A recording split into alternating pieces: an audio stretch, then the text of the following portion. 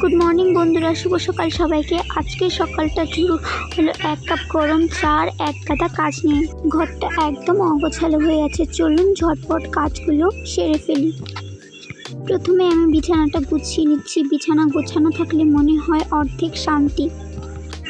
বিছানা গুছিয়ে আমার সকালে উঠে প্রথম কাজ হলো বিছানা গোছানো, তারপর বাদ বাকি যা কাজ আছে সব একে একে করে নেওয়া যাবে। কিন্তু বিছানা অগোছালো থাকলে আমার একদমই ভালো লাগে না, তাই সবার প্রথমে বিছানাটা ভালো করে গুছিয়ে নিচ্ছি, তারপর বাকি কাজ সব শুরু করব।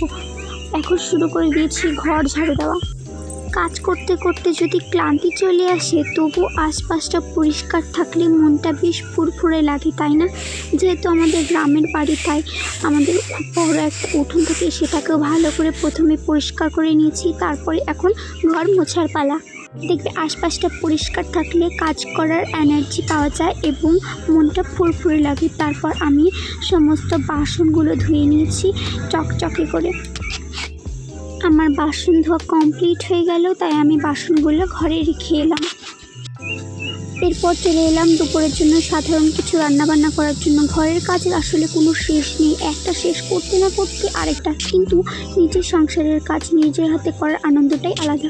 দেখতে দেখতে আমার ঘরের কাজগুলো শেষ হয়ে গেল। আপনাদের দিন কেমন কাটলো কমেন্টে জানাবেন। Bye bye.